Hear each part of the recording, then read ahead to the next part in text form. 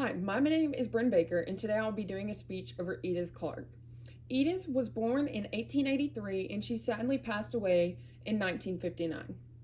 As a woman who worked in an environment traditionally dominated by men, she demonstrated effectively that women could produce and perform just as well as men if they were just given the opportunity to.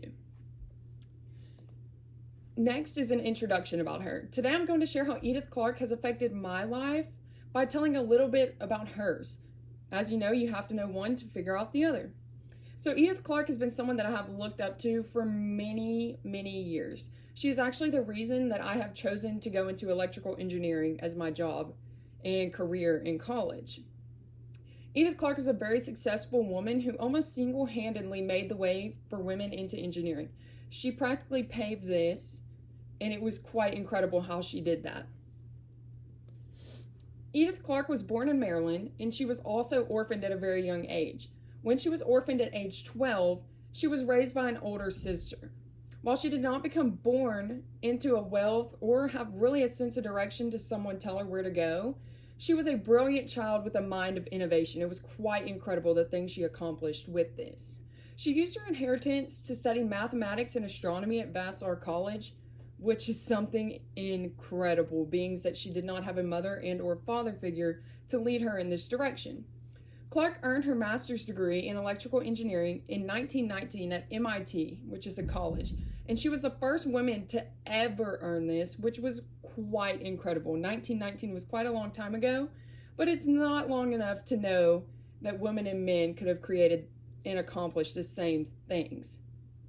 Upon graduation, Clarke went to work at General Electric until 1945, which is when she actually retired. She took risk, invested her own interests to start with what the world would soon see as equality between men and women, which takes a lot of hard work and dedication. You can't do that very easily, and I give her great applause for this. Next, I will give you my thoughts on her accomplishments. From everything I have read, Clarke seems to be more of a hard worker than anything else by just looking at her achievements, as you see here. She achieved many things that not many women could achieve on their own. So in February of 1926, Clarke became the first woman to present an AIEE paper that was later published in the Transactions of AIEE. She explained how equivalent circuits could be used in calculating and stability systems, which is something I'm actually studying right now in calculus and physics. And it's not an easy task to comprehend, so her doing that without guidance, pretty spectacular. Clarke also did this because she believed that she would be able to create a new invention that could trump the men working around her ideas. So she was never satisfied with being below a man, which is something highly, highly I respect. Another accomplishment of Edith Clarke was her patent on the graphical calculator. I know many students in high school nowadays, college, and all around the world, even for jobs, are using the same graphical calculator design that Edith Clarke actually invented. And the invention of this allowed her to be inducted into the National Inventors Hall of Fame, which is actually pretty sad because she was only inducted into this after her death in 1959. There was a lot of controversy on whether she deserved all of these awards. It is true, though, that Clarke also published 18 technical papers in her time while she was in college and working up until 1945 when she retired from General Electric. I think that all of the hate Clarke received was due to her being a woman and being regarded to in higher standards than most men. Almost all men were very respectful to her.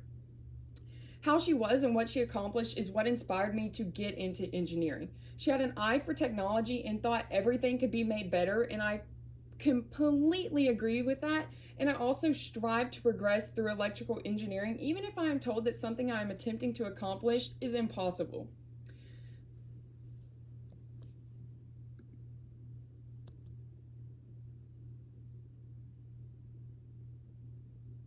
So while my slides are loading, I'm going to go ahead and move on to the conclusion, and here it is. So Edith Clarke's accomplishments, her hard work, and her perseverance have lived long after her death in 1959. As I have already stated, she was inducted into the National Inventors Hall, which is amazing for her. This is probably what she wanted for her to be remembered past her death, because when she was in her time, she wasn't nobody really knew of her. No one knew how great the things she was coming up with were until after she passed away and they actually put them to use. Edith Clarke was one of the first women to do many things in the field of engineering. She helped to pave the way for future women aspiring to be like her through her accomplishments and dedication. And for that is why I chose Edith Clarke. She was a wonderful all-around person with goals and morals, and she strove to do something better than herself. And I absolutely aspire to be like her. Thank you for listening.